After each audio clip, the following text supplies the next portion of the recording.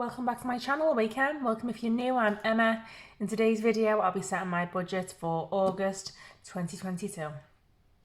Before I do, I'm going to scan over my planner to see what I have going on, just so I can make sure I budget for these things and not end up blowing my budget after forgetting about them, which is exactly how it used to go, every month pretty much. So the standout thing to note is that Bella's off school all month. Not that I could overlook that one, but it does impact my budget. It's my nephew Lennon's birthday, he'll be turning 4. It's Lydia's exam results day on the 25th, so I'll be going out with her to school to get these, and then I'll treat her to lunch out somewhere. I'm going to have a week off towards the end of the month, not sure which one yet, and we'll be heading on days out with our National Trust and mailing passes, but I'm not going to set dates, we'll just go by the weather. I do plan to get plenty of use out of them. So yeah, all things to bear in mind. So income first. I have an income of £3,070 as usual, minus £200, which I've already paid out on payday for as a deposit on my advanced dog grooming course, which starts in September, leaving me with £2,870. This will cover 4 weeks of fixed and cash expenses from Monday the 1st of August to Sunday the 28th of August, and of course will allow me to add some money to my sinking funds and savings. Fixed expenses, I filled these out already. The only change I've made is to take away Lydia's pocket money of £120. She's 16 now, she's left school and has just got a job for the summer in a sports centre. She'll be getting paid a very good wage of £70 a day, plus lunch for 8 hours of work. So yeah, she'll have more available money than me. Of course, I'll still be covering her living expenses. I'm not going to be taking any money off her for keep or anything like that. I'm just not going to be funding, random spending when she's out with her friends. She'll be able to do that with the money that she'll be earning over the summer. The £120 I was given to her was to cover her school bus and lunch monies mainly, and these are no longer needed. Beyond the summer, Lydia had decided she was going to join the junior army, where she'd live on site at the college in Harrogate, would be paid £1,000 a month, as well as food, accommodation, and for a very small cost, her travel would be covered by train. She'd go through all basic training required to join the regular army after a year, and would also gain a few qualifications, entry level dependent on exam results. She could get a driver theory certificate as well as certificates in first aid. So it was all looking good. Unfortunately, she had some blood tests done recently and the army weren't happy with the results, so she's having more done soon. Once we know about her blood and how to treat it so that her results are normal, she can then reapply to the army. She also has a place on a cabin crew course in our local college, as this was something she initially wanted to do, but she's been advised by a few people within the industry as well that the course won't necessarily prepare her for cabin crew life or get her a job any easier than if she simply gained customer service experience and applied to an airline at 18.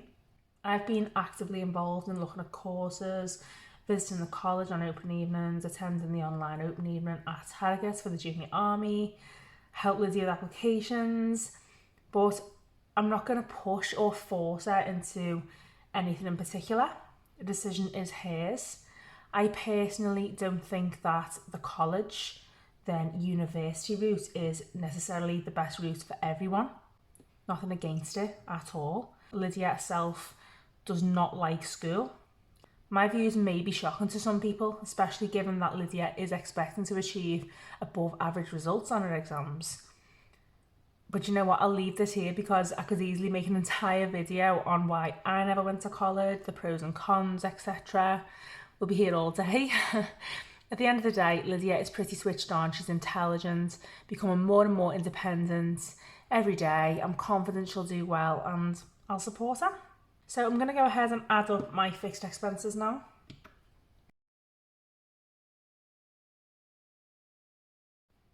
So these total £1,400. So from my income of 2870, take away 1400 equals £1,470 left over, which will all be drawn from the bank for cash stuffing into my cash expense and sinking funds folders throughout the month. You'll see how I divide this up later on. Cash expenses now. Groceries. I'm budgeting £80 a week, so £320 for the month. Did manage to save a bit on groceries last month by cutting back on the non-essentials, not taking the girls who would love to fill the trolley with non-essentials shopping with me. Oh, and also because I personally couldn't go shopping for a couple of weeks, having had COVID. Enough on that now, guys. I'm over it. Feeling well again. Thank you so much for all of your kind words and get well wishes too. Yeah, I'm hoping to save a little bit on groceries again this month, but the girls are off school, so I don't know about you, but for me this means them eating far more than they normally would when at school, constant snacking throughout the day, having friends over.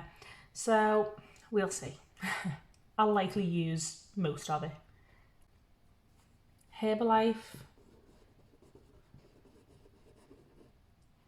I'm budgeting £120 for products again. Quick update, I've lost a stone, so £14 so far, which isn't much since last month. However, I did come off the diet and pretty much ate whatever I wanted for like 6 days. We went to London last month, and then when I was unwell, I was in bed for 2 weeks, so I wasn't very active at all. So I'll take this couple of pounds loss, which after any time away would normally be a significant gain for me. Diesel. I'm budgeting £320 for diesel, £80 a week. This will get me to work and back. I won't have to do school runs, which will save me quite a bit of fuel and time, so I should still have enough to get me out and about at the weekends and when I'm off work, on days out. Also, my boyfriend has just bought his own car. We did try to manage with one, but we sometimes work different shifts and naturally we like to do our own thing. Where we live is a bit out of the way for decent public transport links, and neither of us can reasonably use public transport for getting to and from work. So yeah, he will use his car to take us on some days out, and because we work for the same employer, on the occasions we're working the same shifts, he can drive us to work in his car. Eating out.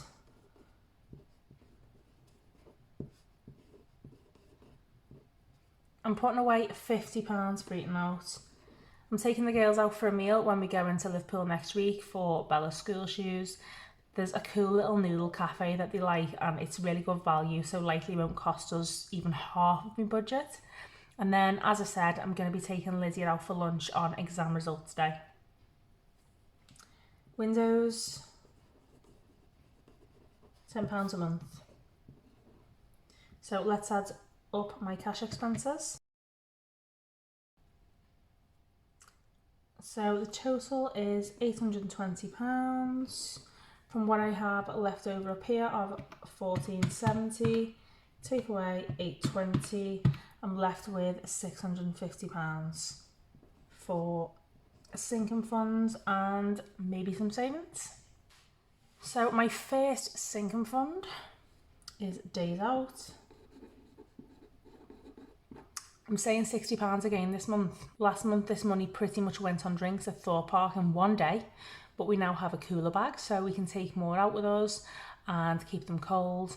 We have National Trust and Mailing passes, so lovely peaceful gardens, woodlands, beaches and tons of theme parks available to us. The £60 will just help with fuel money to get us to these places. Gifts. I'll need to buy my nephew Lennon a birthday present. My boyfriend's actually picked up something small for him the other day, but £20 is going in here. I always ask my brother and sister what I should buy for the kids and they do the same with me. This way we know we'll get them things that they want or need and also don't have already. So my sister's already given me some ideas on what to buy for them. Health. I was so pleased to get to the end of July and still have £50 in my health envelope. It's just as well really, because this month I'm not going to be able to budget anything for health given the other things I have to pay for. Clothing. I'm putting £75 in here. I've made a start on Bella's uniform, but this will afford me the rest of it, as well as shoes and underwear. Benny. I'm not putting away anything for Benny. He doesn't need anything other than a full groom, but we'll get to that. Holidays.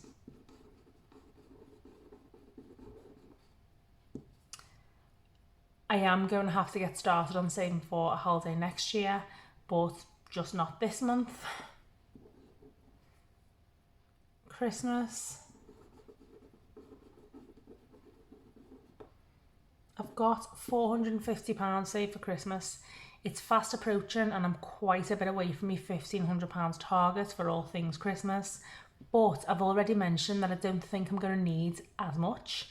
We'll see as it gets closer, and I'll just put as much in here as I can for the next few months. This month that will be £150. Miscellaneous. This month I'm putting £50 in here for anything that pops up or I maybe forget to budget for. Emergency funds.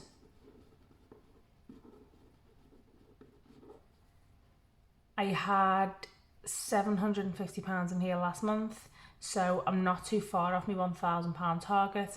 I'm going to put away another £100, getting me even closer to it.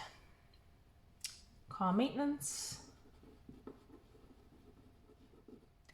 My aircon still needs sorting, but I'm thinking we're probably over the hottest weather that we're going to have this year, and I survived. If we're going anywhere far, we can now go my boyfriend's car, which does have aircon, that is working, and yeah, I've got other things to pay for. I'm going to put £50 in here though, so I'm at least making some start, or can maybe even use it to pay for a call out and diagnosis from a specialist, see what actually is up with my aircon. At least then I'll know what the damage is to my car as well as my wallet. So I'll add up all of my sinking funds now.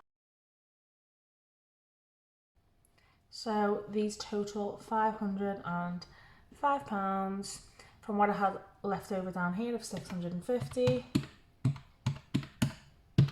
I'm left with £145.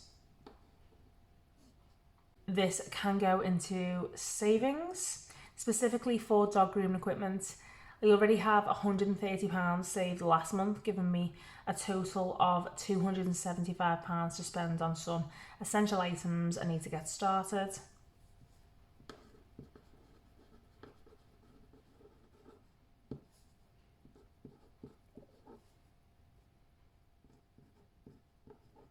So I'll have left over nothing, and that's the aim.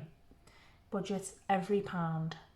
Now if I add up my fixed expenses of £1,400, my cash expenses of £820, and my sinking funds of £505, as well as my savings of £145, the total is £2,870. So it's worked out. So I do normally divide this into 4 separate withdrawals for each week of the month, 5 if there are 5 weeks in the month, but I'm going to try something a bit different. I'm going to make one large withdrawal for all of my sinking funds, my savings, and one-off cash expenses like Herbalife and window cleaning, as I normally do for week 1 of a new month. But rather than just withdraw 1 week's cash for groceries and fuel, as I normally do, I'm going to withdraw enough for 2 weeks, and then halfway through the month make a second withdrawal for the last 2 weeks of cash for groceries and fuel. There's a few reasons why I'm trying this. First, it'll mean less trips to the bank or cash machine. Second, it'll mean that instead of making 6 cash stuffing or budgeting related videos a month, I'll be making 4. You guys will still be kept up to date. I'll have more chance of being able to post me videos on time, and also this will give me time to create some other content. So more of the grocery hauls, which I know many of you enjoy, but also more content on intentional living. Other than just being intentional with my finances, I've explored other ways to improve my life in line with my values and to help me achieve a more simple, less stressful, more peaceful life. So I want to be able to share those things with you guys too. I don't want to spend as much time just focused on money. I'm really hoping this makes sense and that it sounds good to those of you who followed me for a while. I hope you'll still want to follow me. You'll still get plenty of content on cash stuffing, but honestly, either way, as much as I want to create content that will help others, I want to make content that I'm really passionate about, and simple intentional living is just that. So watch this space. So my first withdrawal at the beginning of week 1 will be £1,150. Then my second withdrawal at the beginning of week 3 will be £320. Totaling